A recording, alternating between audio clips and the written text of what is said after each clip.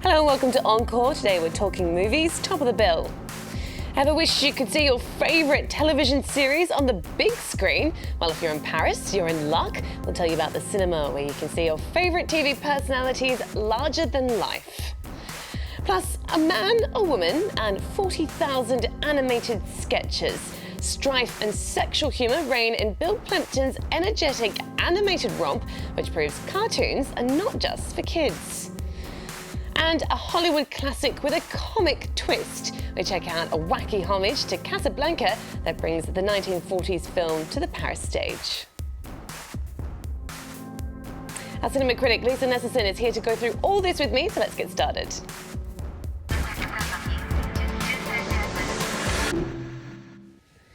Hi Lisa, great to have you with us as always. Hello Jade. So we're going to start with something a bit different today. We don't often talk about television series on the cinema show, but it's not every day you have a chance to see them on the big screen, do you?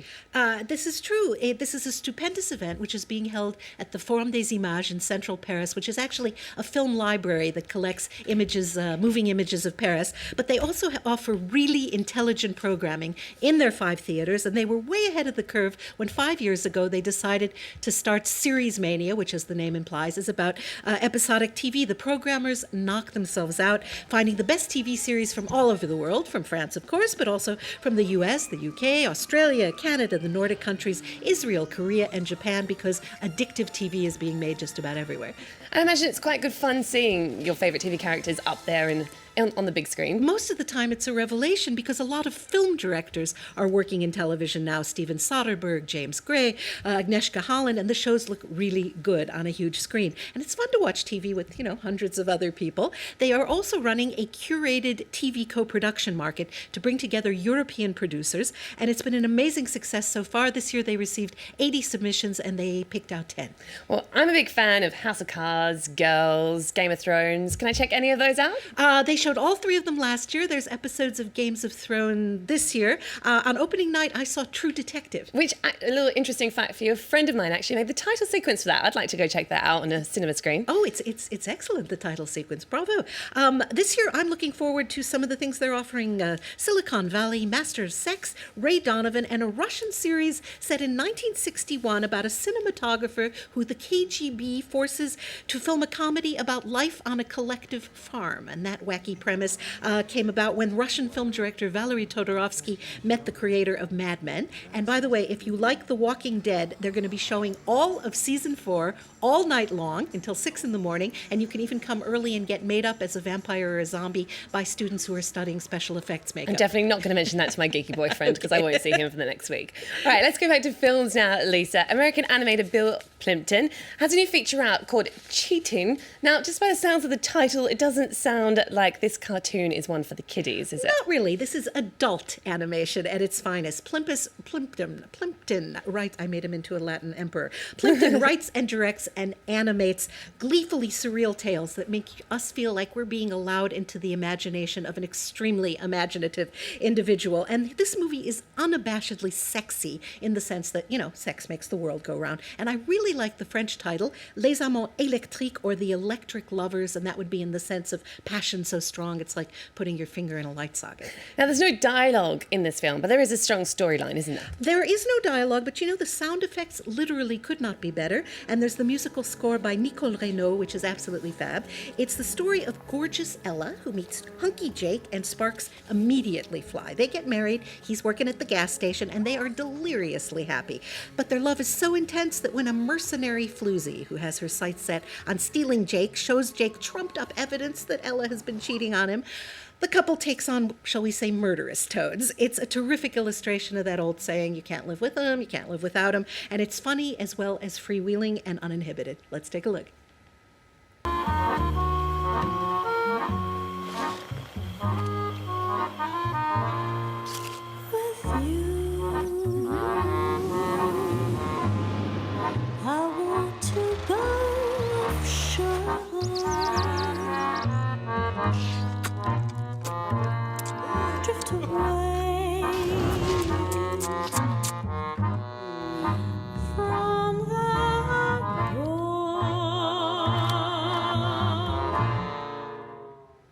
Definitely looks like an old school kind of animation, the kind that's made with a pencil. Exactly. That is what's going on. Well, computer animation, has its own qualities. There's this organic fluidity in hand-drawn animation that's very hard to beat. Plympton started out as an illustrator, and he's always loved the look of pencil and ink and watercolor, and he wasn't able to replicate that on the big screen until now, and there are about 40,000 of his drawings in this film. And if you've ever wondered, how do they make animated films anyway? You can find excellent videos on the internet that he made every step of the way, because he's happy to share his techniques, much the way the French director Michel Gondry does. They both figure the more people know how to animate, the better, and that is the opposite of the attitude the big studios tend to have. Another nice aspect is that the same very small French distributor has accompanied him every step of the way, releasing his films in France, and that kind of loyalty is rare, and I think it's a beautiful thing.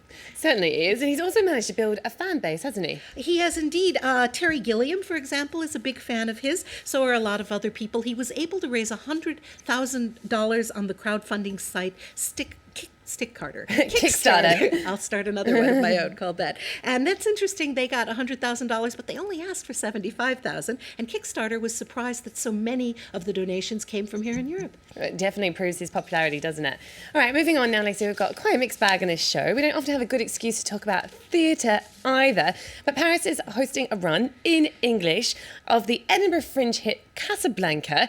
Apparently it's a comedy, which is not really true to the original. The original wasn't that funny, was it? We don't think of the original as being funny, but this play is hysterically funny. I would go so far to say there is not a single joke or gag that falls flat. If you've seen the Humphrey Bogart, Ingrid Bergman film at least once, you're in for 1 hour of rip-roaring comedy at the theater. And it's not just any theater, it's Le Déjazet, which has been there since 1770, and legend has it that Marie Antoinette hid out there at one point. So it seems like a fitting place for a show about desperate characters who need letters of transit during World War II.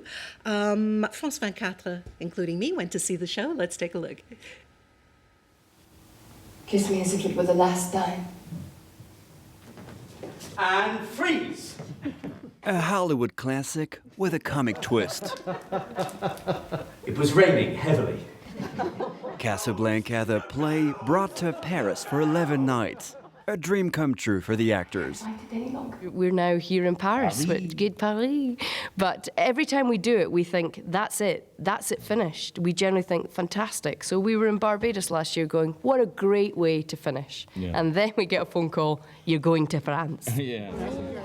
Some spectators that night hadn't even watched the original. They got more than they bargained for, with all the movie's classic lines. What about us? We'll always have Paris.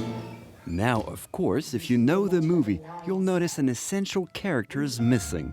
Sam, the pianist, replaced by his mini-me version. Production couldn't afford a fourth man on stage. Billet doux à l'un des plus grands films de notre temps. Une lettre d'amour, si vous voulez. Lines in French added to the script, a special treat for the Parisian crowds. How's your French in real life? Awful. I mean, I have no idea what I'm saying. I have no idea if people understand it. I mean, that's the most scary thing, actually. And I mean, I stumble sometimes over some of the words, but generally they get the idea. A lot better than us. But for Rick and Ilsa, the biggest challenge was staying true to the original. And Casablanca, to many people, it's like the family jewels. So you're very aware you're playing with a huge part of people's history that they love. So you've got to be very, very careful. But for now, we transport you to Casablanca. It's not that easy, after all, carrying Humphrey Bogart's legacy. I'm willing to shoot Captain Reno, and I'm willing to shoot you. All right, Major, you asked for it.